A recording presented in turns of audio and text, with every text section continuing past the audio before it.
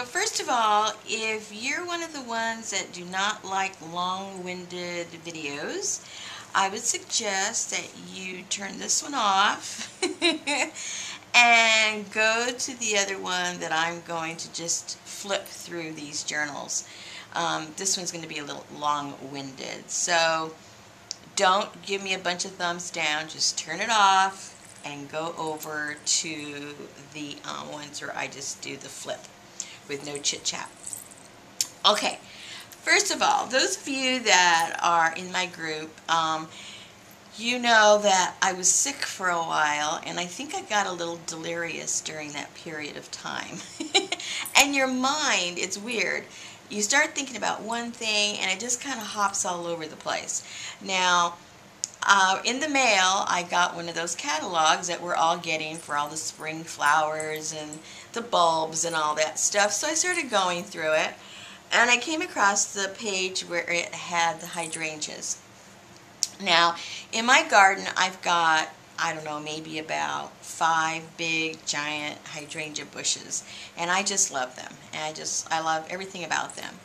But then, being, I guess, in a delirious, high fever state, my mind just started going all over the place about hydrangeas. And I started reminiscing about my first memories of the hydrangeas. And it happened to be at my grandmother's house and my first experience in doing gardening. So that is pretty much the inspiration for these journals. Now, last fall I had taken just a few of the hydrangeas and dried a few. I mean, just a little handful. So I had to take little pieces and put them here in the journals, and that's what you're going to see. Let me just get into it. When I use older books, I like to keep the book as much intact as possible when I'm doing the journal. I know a lot of the ladies paint them, or they cover them with cloth or whatever, and that looks beautiful. But I don't know, I just like the look of the old book. I think that, for me personally, that's the whole point of using an old book. So I try to leave as much of the exterior as possible. And I thought it was a fitting title, Not Built with Hands. And if you think of our garden and all of the beautiful natural things that we have, we may help it along, but you know, the ground is doing all the work for us, so it's not built with our hands. So I thought I would use this one. Plus, I really liked the color. I don't know, I really liked it. Anyway, so these journals that I made, I have some kind of leaves or flowers or both, and they have been put on with encaustic medium. So all of these covers are the encaustic covers. So here I have some leaves, and here is a little piece of hydrangea. Very little. Like I said, I only had saved like one flower, so I had to tear it all apart. And I put in here a stamp, and then I put the cheesecloth, and this is, of course, just some ribbon that I found, and it was in the shape of the leaves, so I thought that would be appropriate. So here and here, that's what I did on the top and the bottom.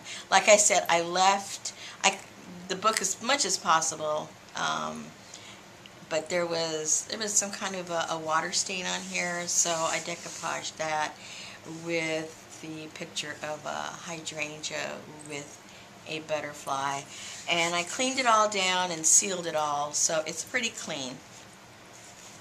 And so that is the front.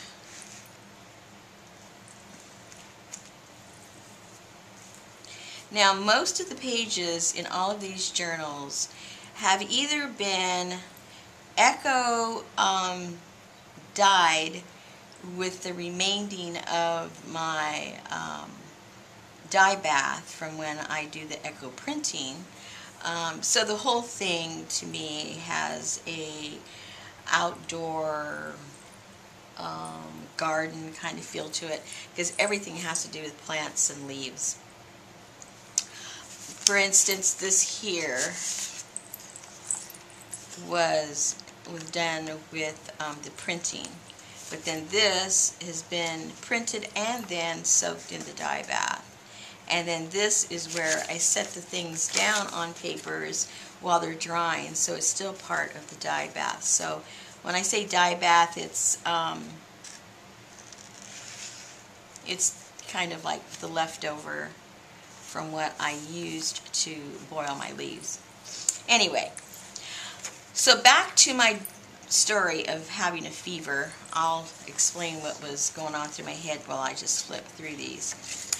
I started thinking about my grandmother and how she was the one that let me get dirty. My mom, she always wanted me to be clean and have my little patent leather shoes on with my little lace socks. And as soon as I got to my grandmother, I got to play in the dirt and pull out worms from the garden and feed them to her chickens. It was like yin yang, you know, one world at home and another world with my grandmother.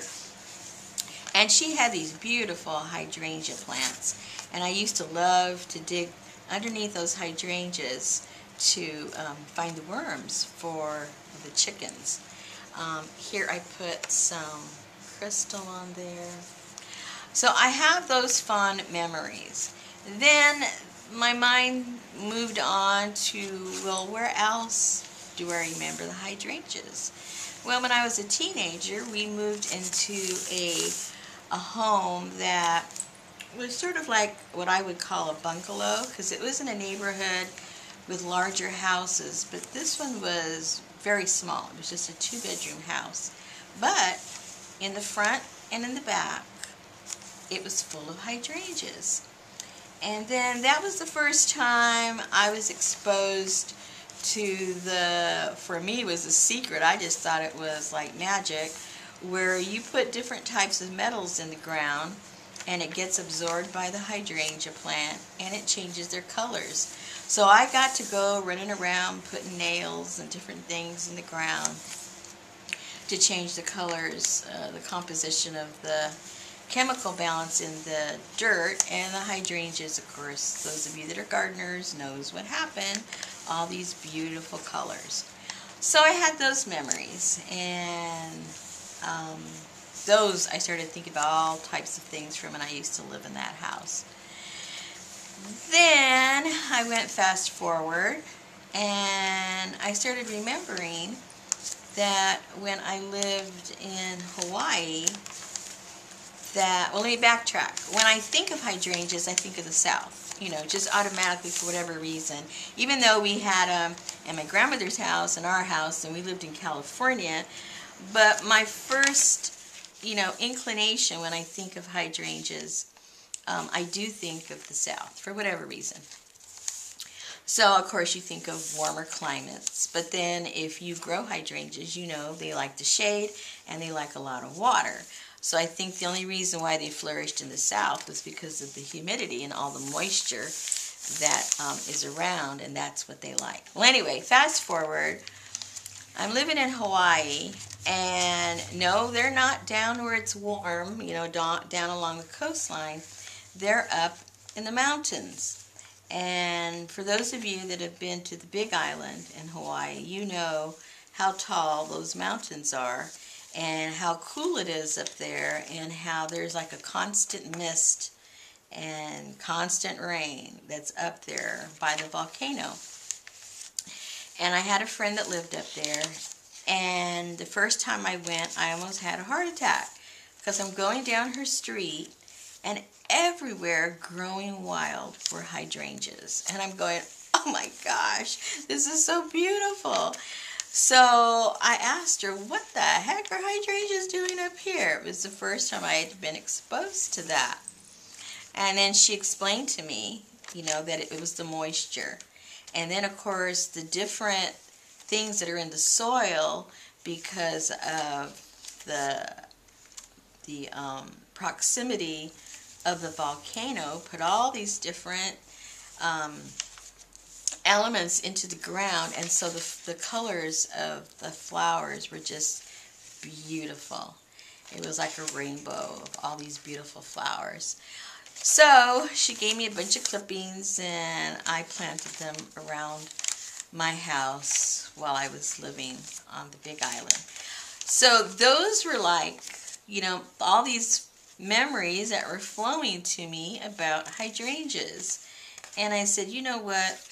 I need to find that little hydrangea that I dried up, see if it survived, and see if I could do something with them. And so that was how I started these journals. So I came over after I was feeling better.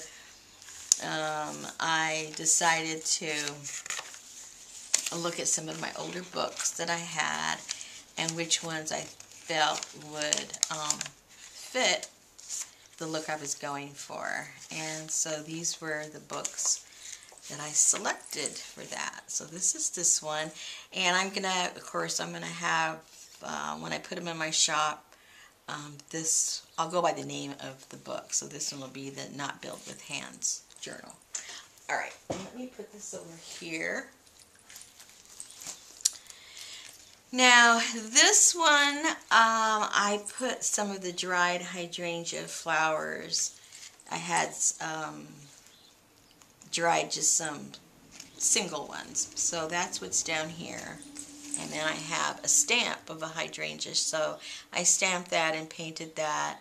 And then that is covered with the encaustic also.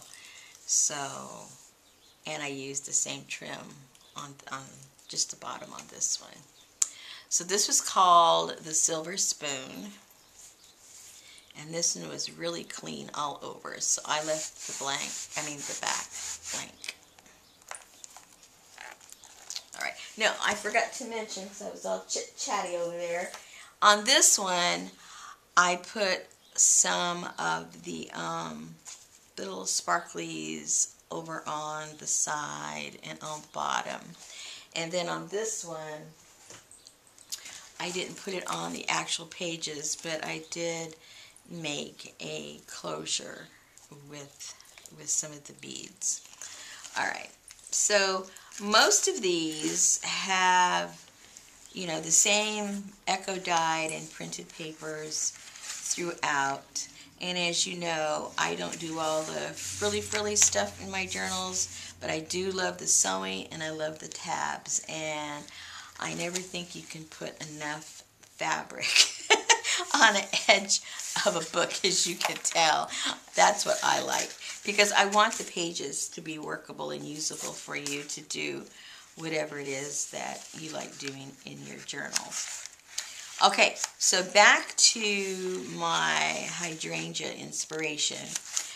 After I started, you know, remembering all these things, I thought, let me do a little bit of research on them. And so I looked it up, and to my surprise, these hydrangeas come from China and from Japan, and they're up in the Himalayas, where, you know, very cold. Of course, it has its beautiful seasons also, but the point being that these hydrangeas originally, as opposed to what I was thinking, being southern warm plants, they're not. So it made sense that over on the Big Island, up where it was cool and wet, that's where they flourished. You didn't hardly see them that much along the coastline. You saw them up in the mountains in Hawaii. So that was an education to me that, you know, they were really originally from a colder climate. So that's why in a lot of areas in the United States, you can grow them almost in any zone, and they will come back, you know, the next year, even though they seem like a delicate plant. They're very, very hardy. Okay, now this, I really like how this came out. right before I finished the echo dyeing on these, about the last 5 minutes, I threw in some of my homemade sprays that I have, and I put a little bit in there, and it was obviously a turquoise color, and I really like how these came out. I love that color, so I thought it was appropriate for hydrangeas because they do have that really beautiful blue color. So anyway, so I call up my mom and I said, "Mom, remember this and remember that?" And she goes, "Oh yeah, I do." And then she started telling me about all of her gardening she used to do. Because when I was younger, I had absolutely no interest in the yard, except for when I was really young, I liked to get in the worms. But then when I realized that gardening was work, I had absolutely no interest in it. But my mom, she loved gardening, and she really had a green thumb because everything she tried to grow always grew. So we had a nice conversation about her plants, and she was remembering different ones, and then they all started coming back to me. These beautiful, beautiful lilies that used to be in the driveway of my grandmother, and I've never seen them since. They were just so unusual. So I'm going to try and research those. Those might have to be my next adventure in plants in my journals, because they were just beautiful. I thought you could write in this. It's light enough where you can write, and when I boiled them, all the glue went out. So I thought, hey, this is a pretty neat place to do some writing. So I didn't bother to put them back together.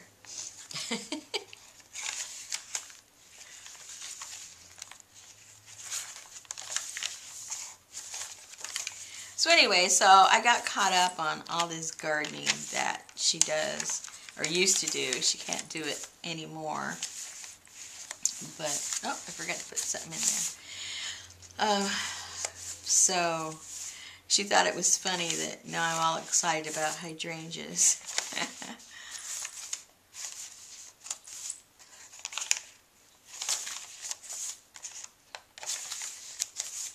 I have all of them in one section because I do have a large yard, but I have 4 large dogs that have just decimated everything.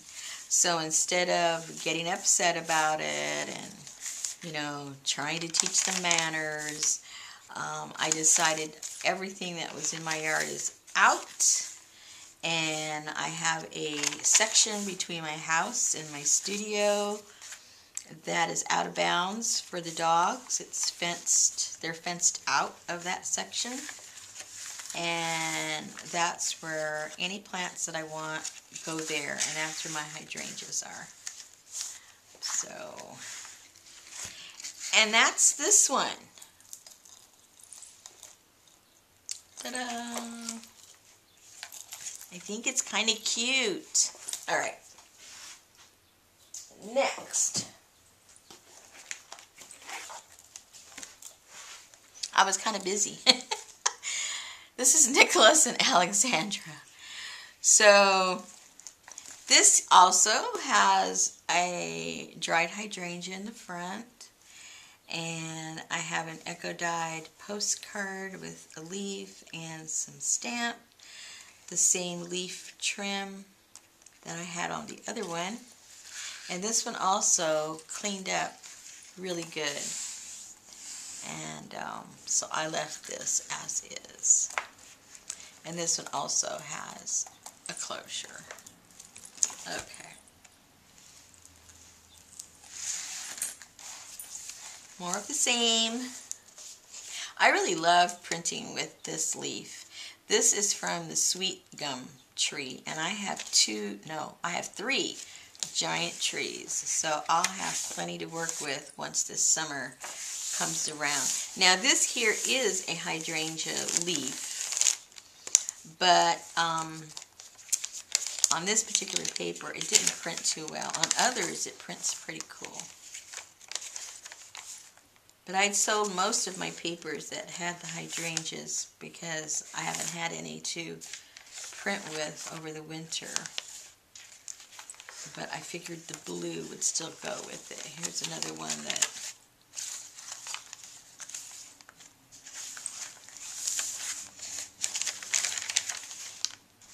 now last fall I went cruising all over the place. That's another hydrangea one. I went cruising all over the place picking up leaves. So some of these leaves that I like how they printed, I don't know what they are. But I do know where the tree is. So I'm going to be busy this summer going to different parks and picking up their leaves off the ground. I might have to start getting paid for some kind of park service or something, but that's what I'll be doing to get some of my leaves. I know exactly where they are. I wrote them down on a little journal, and then I put a little notation if I liked the way they printed or I didn't like the way they printed. Hydrangea.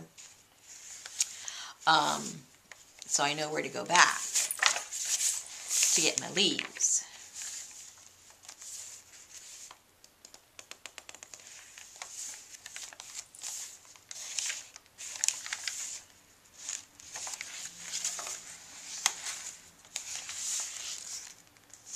I just fell in love with this color. I love it.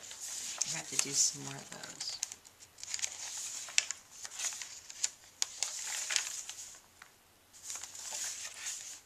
Another hydrangea.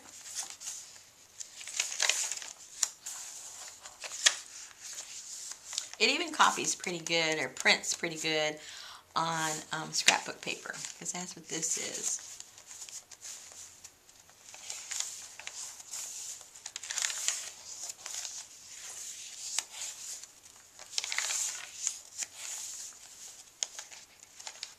This is a hydrangea gone wild. Kind of crazy.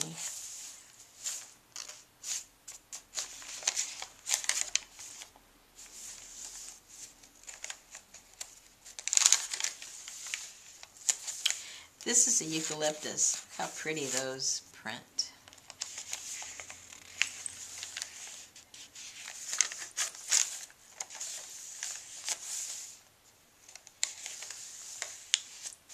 I love how these little cards came out.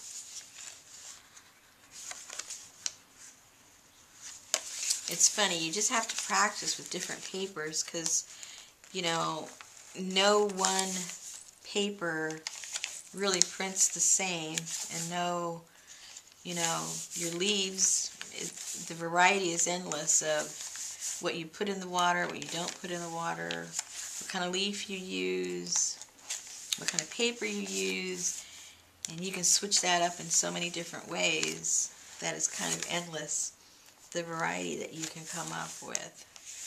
Now see, this is a eucalyptus also, but it doesn't look anything like the one I just showed you.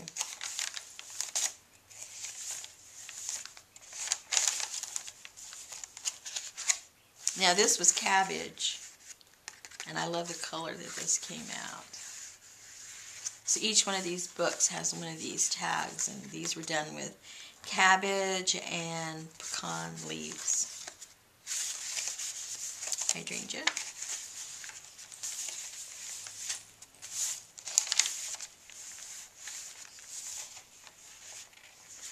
These are also eucalyptus.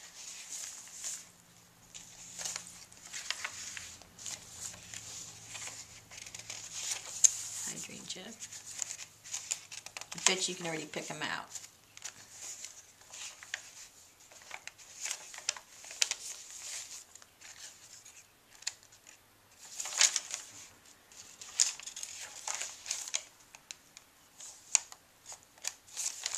So after I do this, I'm going to go and cook me up some new stuff. I have still some leaves from the fall that I put in the freezer. Hydrangea. So now I've moved everything over into my studio, because before, when I was doing stuff in my house, my husband, before he'd take anything out of the freezer or the refrigerator, and he goes, is this edible or is this for your Echodyne? And it was pretty funny. He was going to take a cabbage. No, don't get that cabbage. That's for my printing. He goes, what? Yes, that's for my printing. Leave it alone. So the other day, I was cooking some vegetables for a soup. And he comes over and he goes, okay, is this for printing or is this for eating? I said, no. I don't do the printing stuff at the house no more. I do all that next door. He goes, oh, okay. Poor guy, he doesn't know what he's supposed to eat and what's art. Okay, here's another one. This here was kind of chewed up, so I went ahead and had to cover that up. This was an old Reader's Digest cover. So the name I'll have to give this one is Mother and Child for that picture right there. So here I put a tag that has been echo printed, and then I put the hydrangea, I put a stamp, and that same leaf trim is also here. And with this one I have a closure with some sparklies.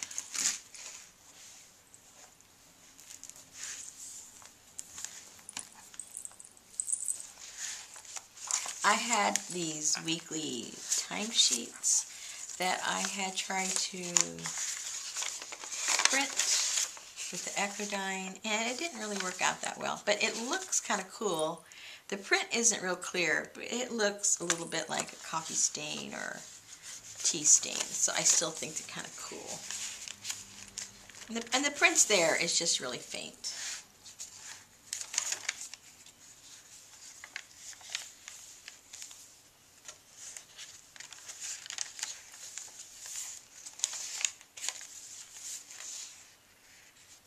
Some of that sweet gum again.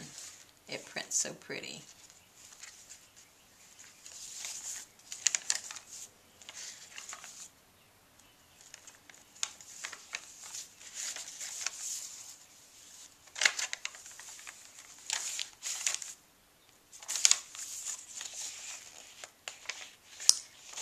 This I don't know what this plant is.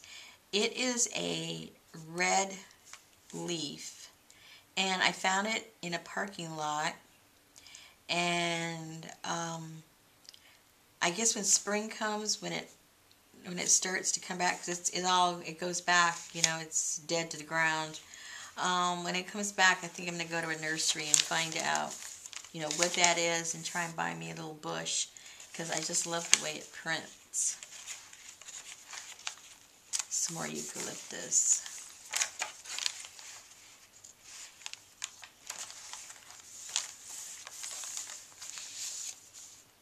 I think these really came out pretty.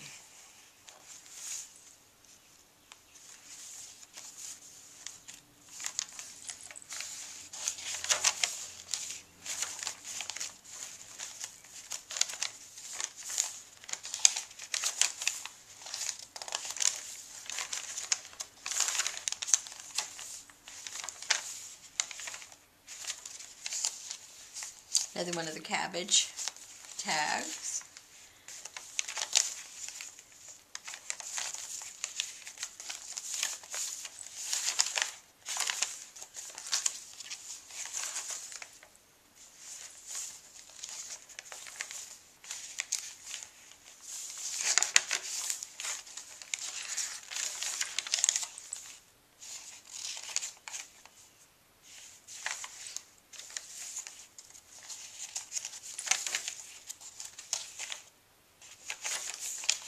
Ooh, see, I love that color.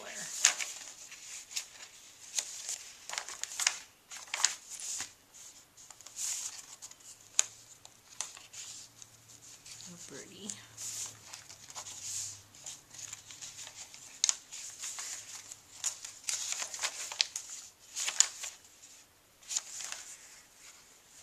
And I love using up all my scraps that I have.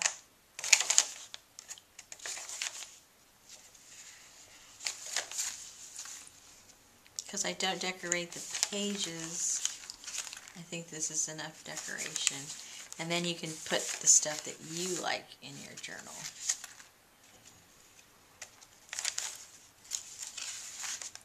I like my journals to be usable as opposed to just looking at them.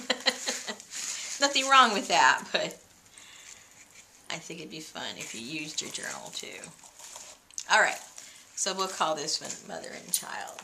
Alright, or Children. Alright, so the fact that I learned that these came from Japan and China, Himalayas. I had this one book that had an Asian motif in the front, so I decided to make this one. Tales Out of School. This had to do with a boys' school in China. But I thought the color, I love the color, and so I thought, let's go for it. So here, again, this is all encaustic, and I have the stamp up here, and another piece of hydrangea, and so that's the front with some lace around the edge. Now, I didn't want to cover up the lady's name and the date in the book, so I cut out a little window, and she inscribed this in 1947, so I wanted to leave that there.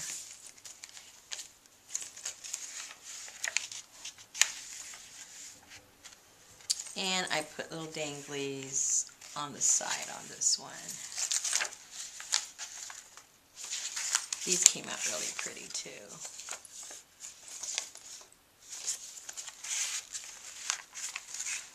I guess you can tell what my favorite colors are.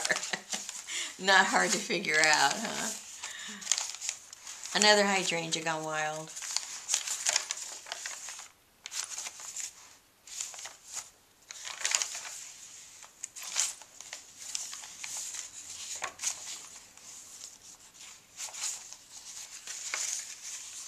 Ooh, look how pretty this is. This was from my unidentified trees in one of the parking lots. But like I say, I know where it is. Cleanup time. Last fall I went with my trash bag and my little tiny toy-like rake. Was cleaning up the parking lots.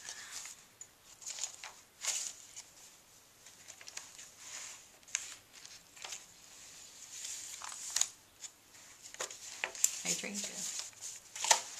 It's like I said, each of them have one of these, and each of them have the cabbage tag.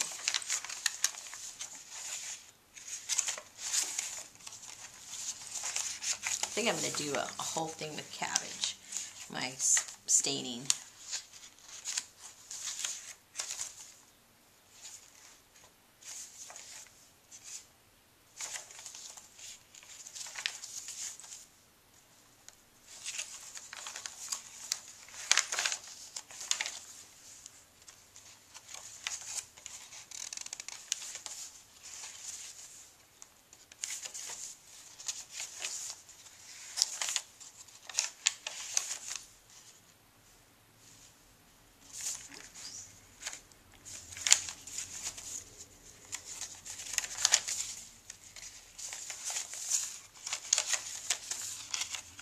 One thing I can honestly say, nobody's going to have the papers that are in here, because all of these papers are one of a kind. They're only going to print the same once, sort of like a jelly print, you know.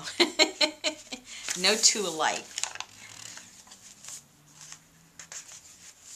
Alright, so those are all the journals I made. This will be called Tales Out of School.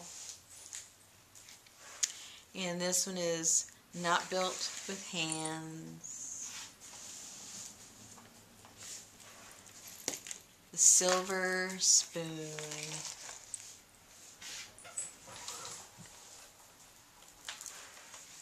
Mother of a child. And Nicholas and Alexandra. All right. So I hope I didn't talk you to death. But I felt like I was close to death and I was delirious when I came up with all these ideas. So I'm taking you down the rabbit hole with me. All right. Thanks for giving me the time and looking at my latest journals. And as always, I hope they find a new home, and I hope the new home is with you.